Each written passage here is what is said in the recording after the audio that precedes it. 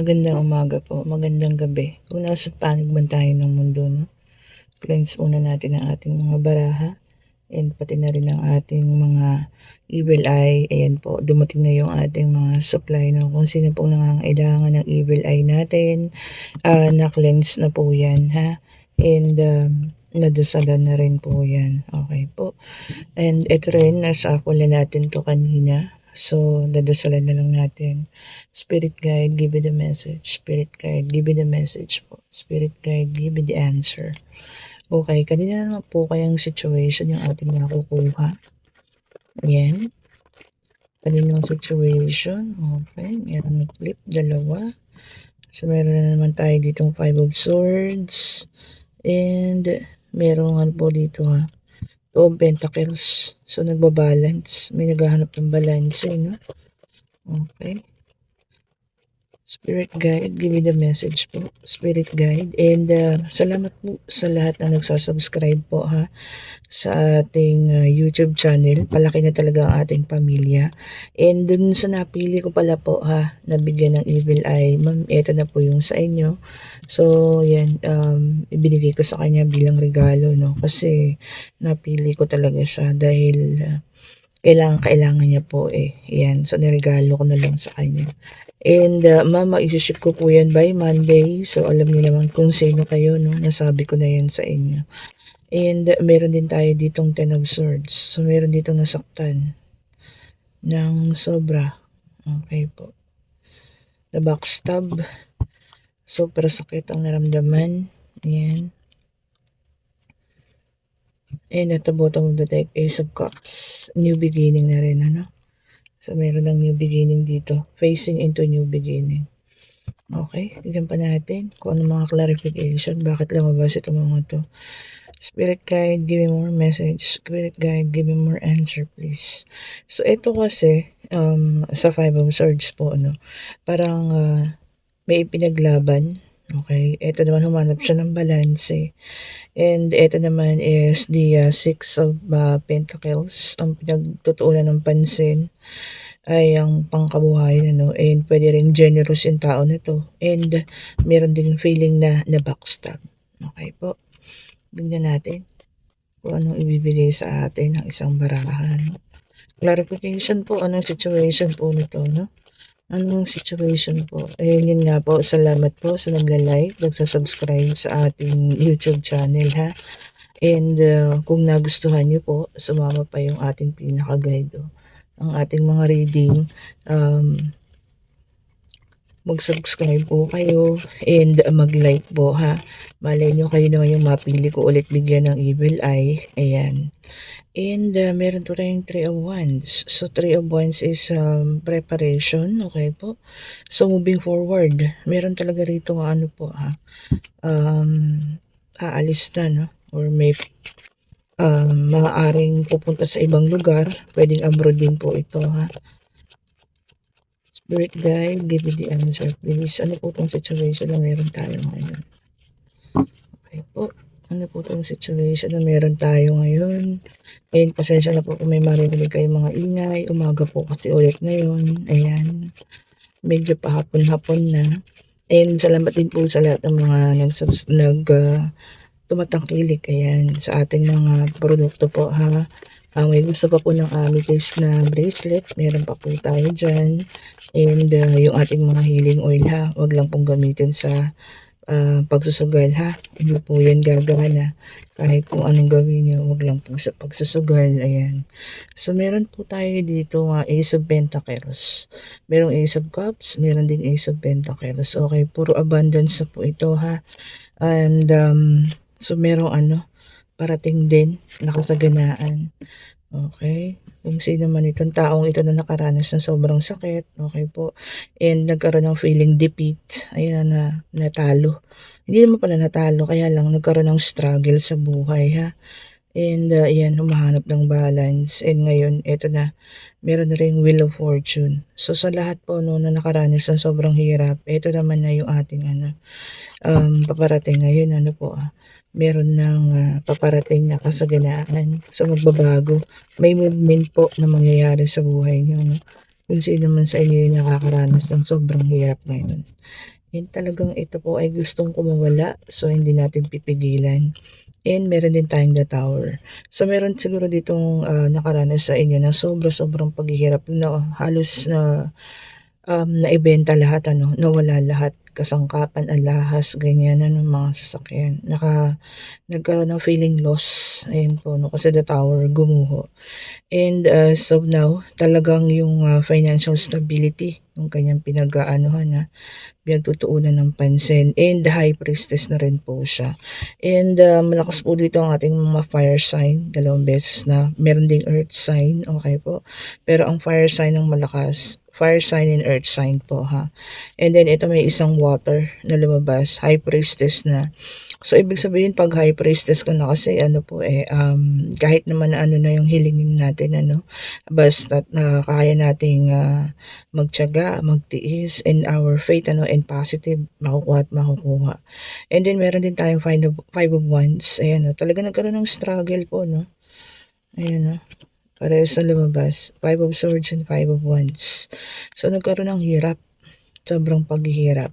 Siguro, marami dito makaka-relate sa atin, Yun, lalo na kung nagkaroon ng loss, nagkaroon ng sobrang hirap na naramdaman, ganyan, lalo na sa financial.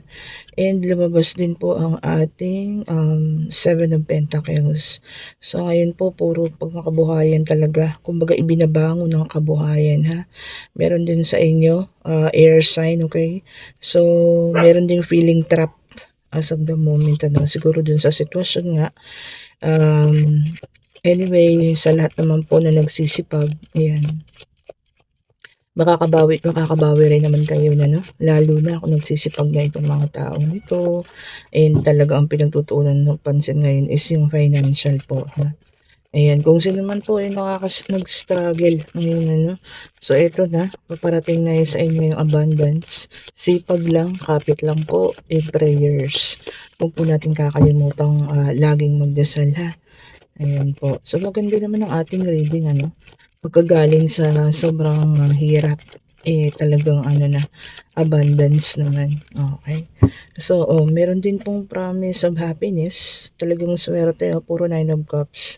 Water sign, malakas din, Ayan po. Cancer, Scorpio, and Pisces. Ayan. Yung mga nakakaranas ng sobrang paghihirap ngayon. Alam niyo naman, sobrang hirap ng natin ngayon, kalagayan, sa totoo lang po. Marami po sa atin na nakakaranas ng sobrang hirap ngayon, ha. Naalala ko tuloy yung na-reading ko nung nakaraan, na ngayon hindi na siya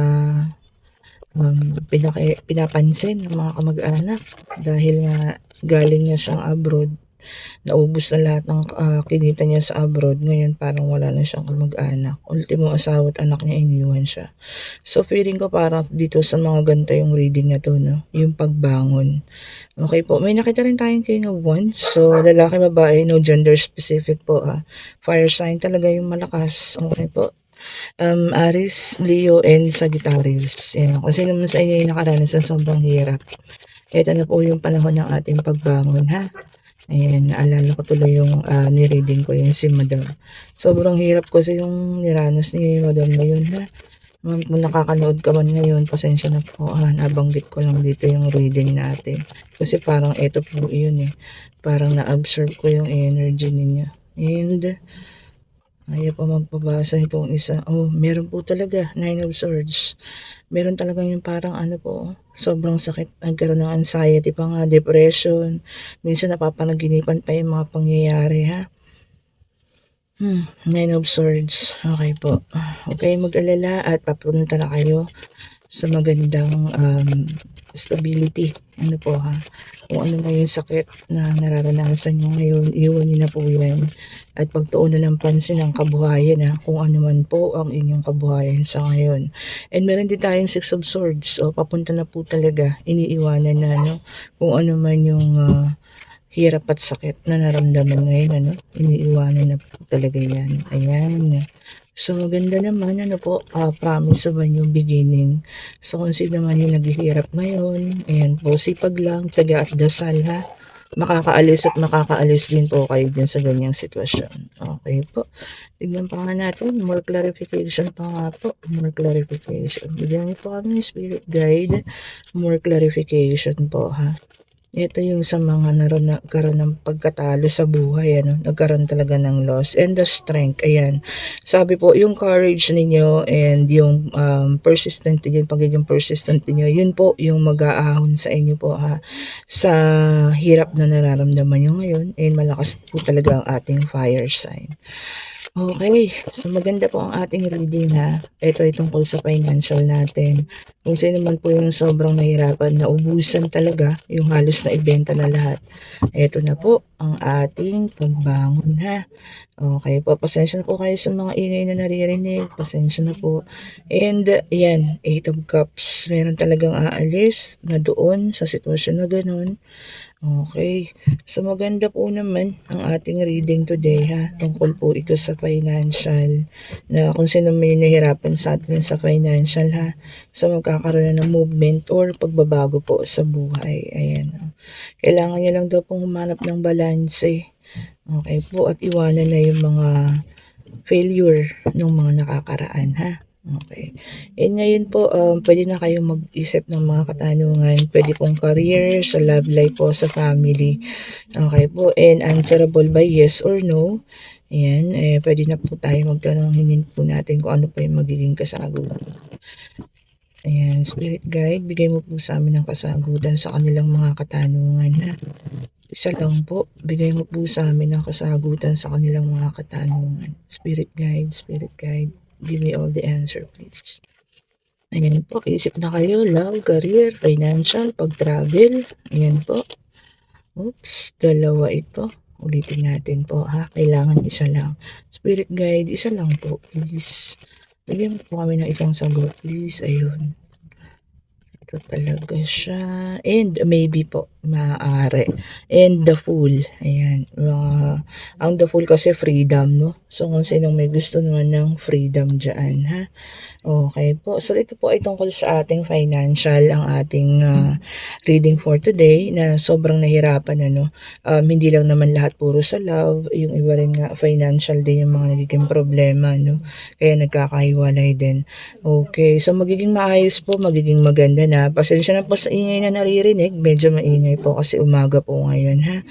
And sa mga nagtanong po, maybe, maaari po yung magiging kasagutan. Ayan. And kung nagustuhan niyo po yung ating reading ngayon, from rags to, hindi naman from rags, from sobrang paghihirap sa financial to stability. Doon na papunta po ha. And sa lahat po ng may gusto ng ating evil eye, ayan po ha, kontra inggit yan, kontra kulam, pampaswerte din. And sa lahat po ng gusto mag-avail ng ating healing oil, yan, available po yan. Chat nyo lang po ako sa ating Facebook page, si Mystic Tarot po. And pwede rin po kayo mag-iwan ng message dito sa Facebook po ha, at magre-reply po ako sa inyo. Please like, subscribe, and hit the notification bell po para lagi kayong updated sa aking mga i-upload na video. Okay po. Thank you so much po. And financial stability po ang na-reading natin ngayon ha. Salamat po sa lahat ng nanonood, and bye-bye po. Have a great day and God bless. Bye-bye.